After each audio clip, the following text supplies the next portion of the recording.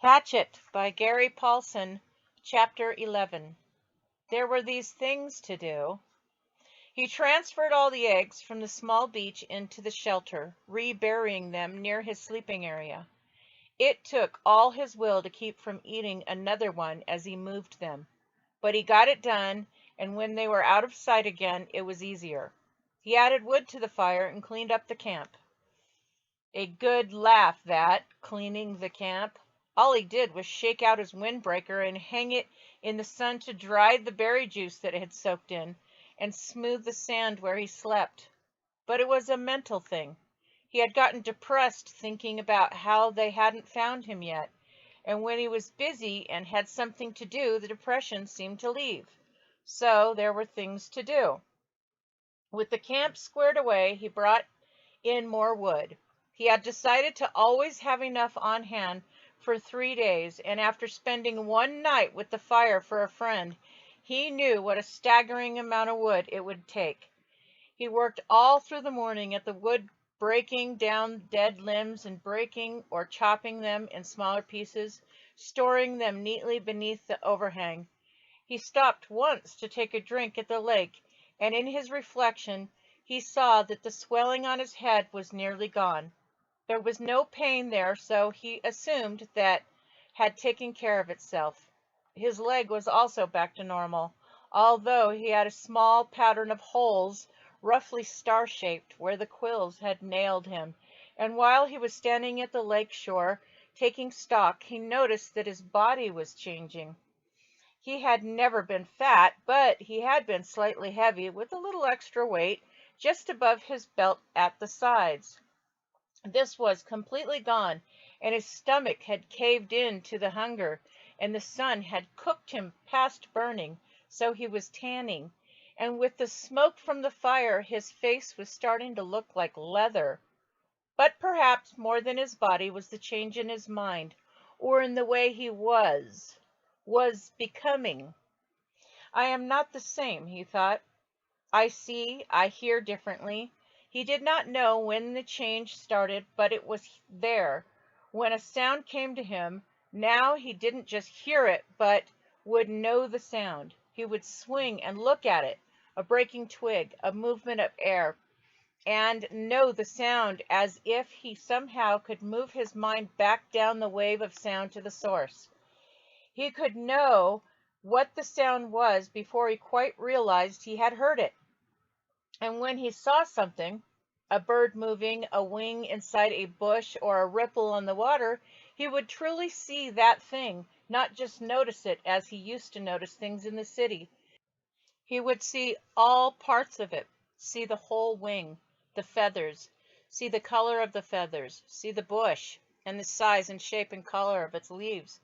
He would see the way the light moved with the ripples on the water, and see that the wind made the ripples, and which way that wind had to blow to make the ripples move in that certain way.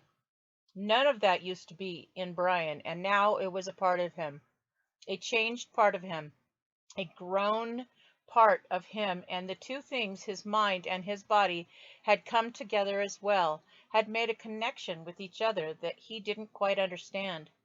When his ears heard a sound or his eyes saw a sight, his mind took control of his body. Without his thinking, he moved to face the sound or sight, moved to make ready for it, to deal with it. There were these things to do. When the wood was done, he decided to get a signal fire ready. He moved to the top of the rock ridge that comprised the bluff over his shelter, and was pleased to find a large, flat stone area. More wood, he thought, moaning inwardly. He went back to the fallen tree and found more dead limbs, carrying them up on the rock until he had enough for a bonfire. Initially, he had thought of making a signal fire every day, but he couldn't. He would never be able to keep the wood supply going. So while he was working, he decided to have the fire ready, and if he heard an engine, or even thought he heard a plane engine, he would run up with a burning limb and set off the signal fire. Things to do.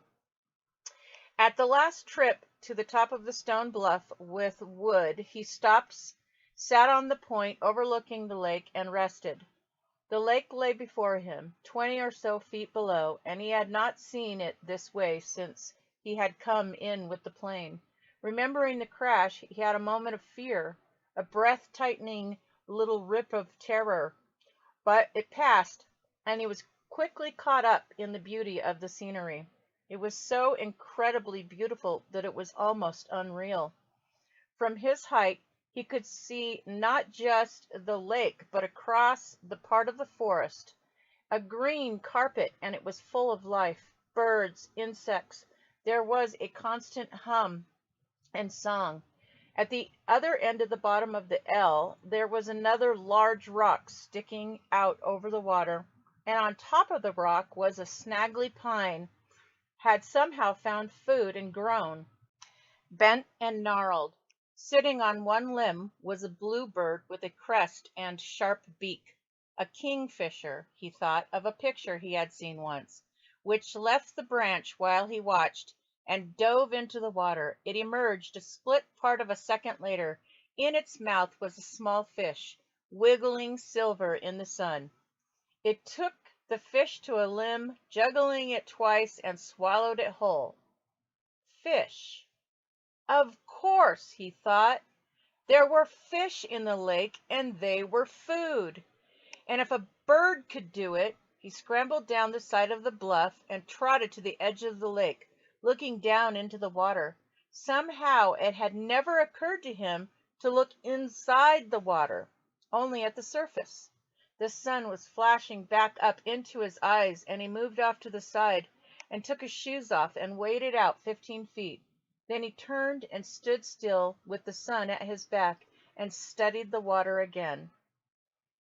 It was, he saw after a moment, literally packed with life. Small fish swam everywhere, some narrow and long, some round, most of them 3 or 4 inches long, some a bit larger and many smaller. There was a patch of mud off to the side, leading into deeper water, and he could see old clam shells there, so there must be clams. As he watched, a crayfish, looking like a tiny lobster, left one of the empty clam shells and went to another looking for something to eat, digging with its claws. While he stood, some of the small, roundish fish came quite close to his legs, and he tensed, got ready, and made a wild stab at grabbing one of them. They exploded away in 100 flicks of quick light, so fast that he had no hope of catching them that way.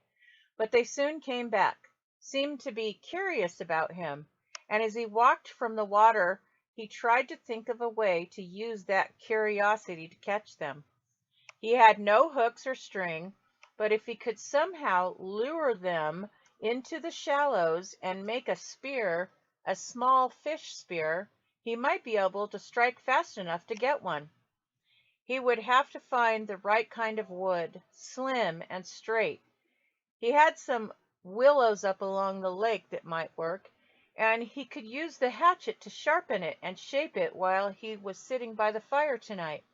And that brought up the fire, which he had to feed again. He looked at the sun and saw it was getting late in the afternoon, and when he thought of how late it was, he thought that he ought to reward all his work with another egg, and that made him think that some kind of dessert would be nice. He smiled when he thought of dessert. So fancy, and he wondered if he should move up the lake and see if he could find some raspberries after he banked the fire and while he was looking for the right wood for a spear.